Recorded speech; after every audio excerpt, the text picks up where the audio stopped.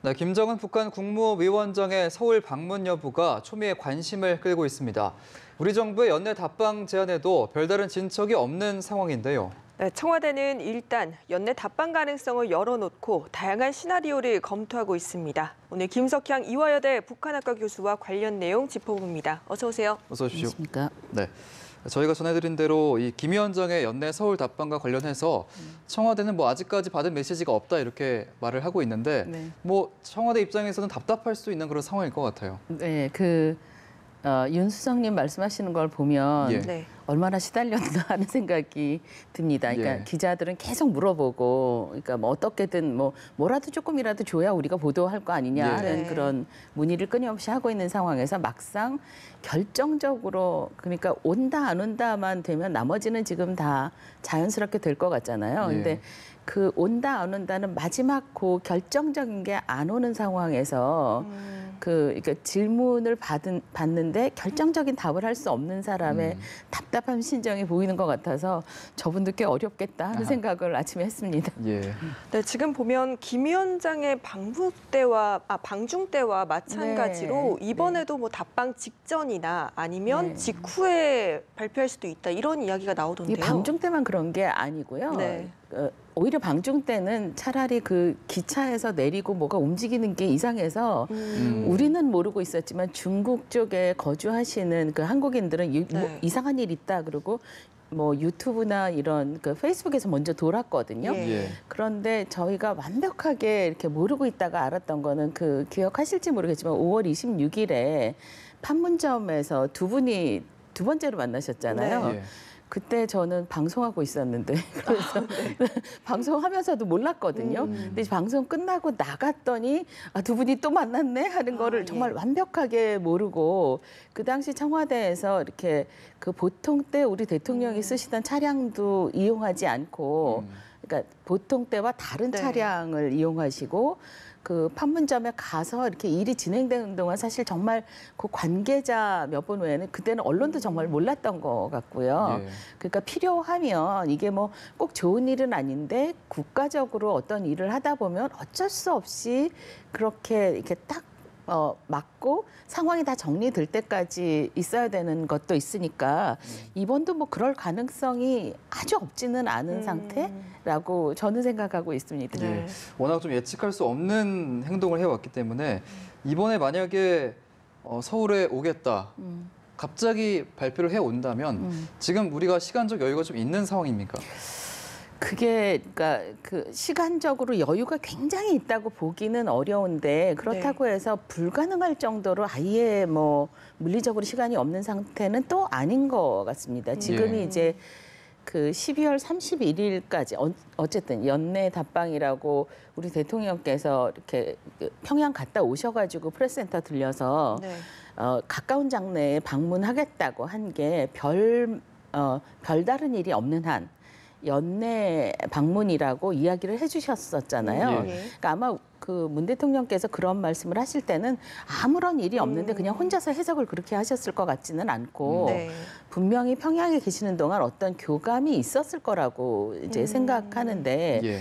그렇다면 그 김 위원장이 자기 말을 지킨다는 의미에서 연내에 그러니까 방남을 하면 네. 아마 그런 세계적으로 그런 메시지가 저 사람이 그래도 말을 지키려고 하는구나. 자기가 했던 약속을 지키려고 하는구나.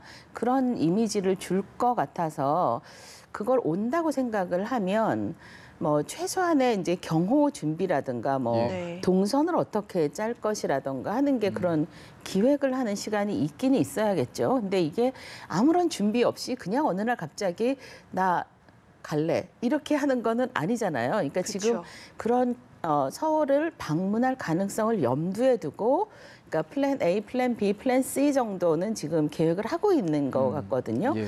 그렇다면 이렇게 불가능한 시간은 또 아니지 않을까 하는 생각을 하고 있어서 네. 어디를 갈 것인지 그러니까 그 기간을 2박 3일로 할 건지 1박 2일로 네. 할 건지 아니면 심지어 당일 방문을 한다든지 예. 이게 충분히 가능한 거리이기도 하니까 네. 그런 거 아주 기본적인 것만 정해지면 이미 아마 실무진들은 다 대비를 하고 있지 않을까 하는 생각을 그렇겠죠. 하고 있습니다. 예. 네. 네, 어느 정도 준비를 할 시간은 되는 것 같은데 일각에서는 이런 식으로 답방을 추진해도 되느냐 이런 네. 우려도 나오는 것 네. 같습니다. 이에 대해서 어떻게 생각하시나요? 그런 비판이 있을 수는 있는데 이제 그러니까 그 말은 이게 국민적인 관심사고 네. 또 우리의 미래를 걸고 있는 문제이기 때문에 김 위원장의 방문을 그렇게 몰래 해가지고 뭐 몇 사람들이 알고 이렇게 하는 것보다는 좀 더 국민적인 여론을 들어보고 하는 게 좋지 않겠느냐 하는 측면에서 그런 비판은 충분히 나올 만은 합니다. 그럼에도 불구하고 이게 이 공식적인 일을 하다 보면 처음부터 끝까지 모든 과정을 국민들께 다 알릴 수 없는 사안은 분명히 있거든요. 네. 게다가 이 남북 관계의 특수성이라는 거를 감안하지 않을 수는 없어요. 그런 측면에서 보면 좀 아쉬운 면은 있죠. 이게 좀 더 국민들이 공개적으로 모든 사람들의 의견을 다 들어보고 조금 더 이렇게 정돈된 상태에서 뭐 방문 계획을 하고 거기에 따른 일정을 정하고 뭐 이렇게 하면 훨씬 좋겠지만 예. 현실적으로 그렇게 요구하는 건 굉장히 무리한 일이고 네. 오히려 그 과정에서 그러니까 그렇게까지 유용하지 않은 갈등이 촉발될 그런 점을 염두에 두면 어쩔 수 없는 측면은 또 인정해 주셔야 되지 않나 하는 예. 생각을 하고 있습니다. 예. 네. 그럼 저희가 이제 뭐 온다고 가정을 해놓고 이제 네. 얘기를 해보면 만약에 온다면 좀 네. 서울에 어디를 둘러볼 것이냐, 또 어떤 행보를 펼칠 그러게요. 것이냐 이 부분도 궁금하거든요. 그러게요. 그것도 굉장히 궁금한 일 중에 하나인데 서울 전경을 보고 싶어 하지 않을까 싶습니다. 예. 네. 어쨌든 그러니까 특히 야경 같은 경우에 이분이 왜 싱가포르에서도 그 밤중에 갑자기 맞아요. 그러니까 나가셔가지고 예. 네. 싱가포르 전체를 볼 수 있는 곳을 가셨잖아요. 그 많은 사람들을 뚫고 예. 그러니까 그 서울 전체를 한눈에 볼 수 있는 곳을 가고 싶어 할 것 같다 하는 생각이 드는데 그렇다면 그런 데가 어디 있을까 해보면 뭐 남산타워라든지 생각해 보니까 그 잠실에 그 굉장히 높이 솟아있는 예. 아, 네네. 그 건물도 뭐 가능할 것 같습니다. 왜냐하면 그 서울 전경이 다 보이잖아요. 예. 근데 특히 뭐 밤에 가면 야경을 한눈에 볼 수 있고 저는 오면서 지금 생각해 보니까 그러니까 청와대 우리 대통령께서 또 그 청와대 뒷산 올라가는 거 굉장히 좋아하시잖아요. 예. 네.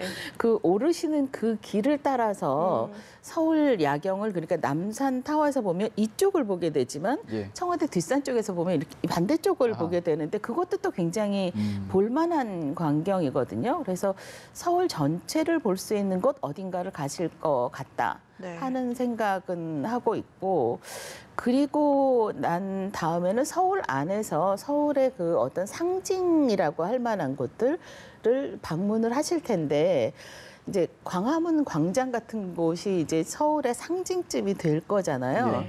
근데 이제 그거를 방문하신다면 경호를 어떻게 해야 되나 아하. 경호하시는 분들이 굉장히 골치 아프시겠다 그렇겠네요. 하는 네. 생각은 하고 있습니다. 예. 지금 말씀하신 것처럼 경호에 굉장히 큰 신경을 쓸 것 네네네. 같은데 2014년 프란치스코 교황 방한 때를 좀 참고할 수도 있다 이런 얘기가 나오더라고요. 그게 바로 광화문 광장이었는데요. 예.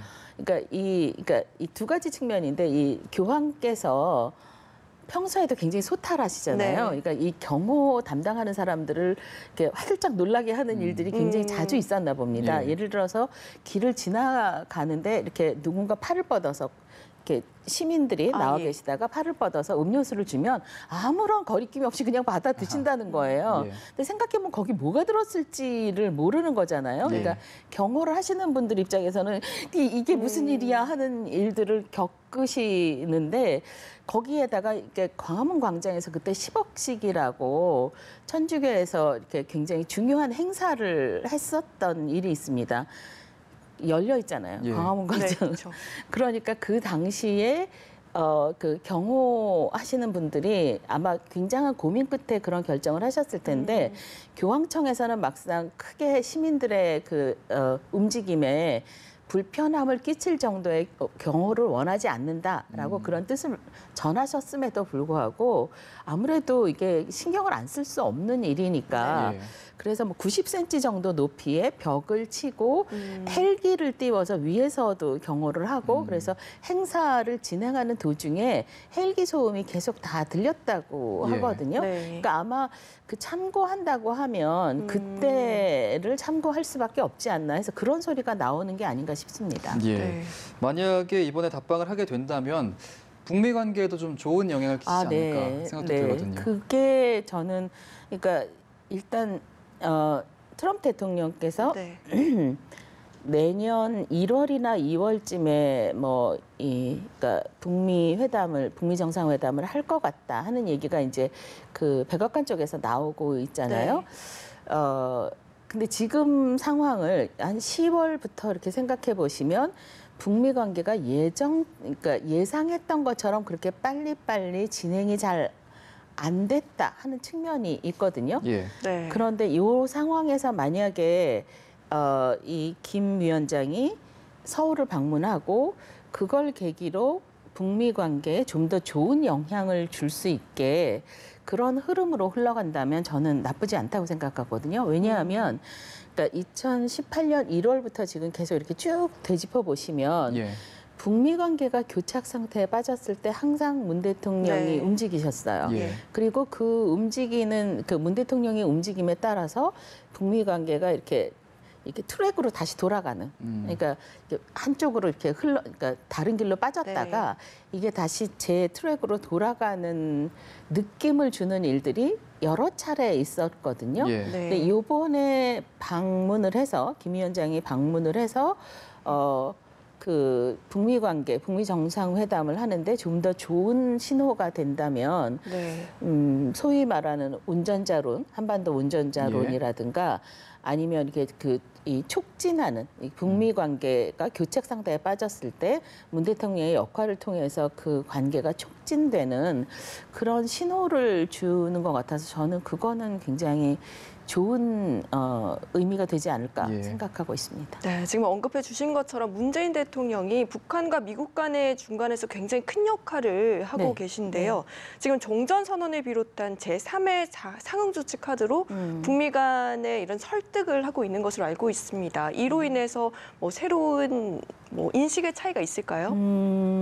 그게 아마 이제 서로 답답함은 있을 텐데 미국과 우리는 다를 수밖에 없어요. 그렇죠. 어쩔 수 없이. 그러니까 미국은 누가 뭐라 그래도 멀리 떨어져 있고 비록 이 ICBM, 이 대륙간 탄도미사일을 통해서 미국이 북한의 위협을 받는다라고 생각을 하긴 하지만 그 위협의 가능성은 우리에 비하면 굉장히 낮잖아요. 그러니까 예. 사실은 우리가 이 문제의 당사자입니다. 북한의 핵이라든가 예. 미사일과 관련해서는 우리 문제라고 생각하기 때문에 문 대통령의 입장이 더 급하게 나타날 수밖에 없어요. 트럼프 대통령보다. 트럼프 대통령은 한 발 살짝 빼고 계셔도 사실 미국에 그렇게 직접적인 영향을 주지는 않을 거다라는 그런 생각이 있죠. 예.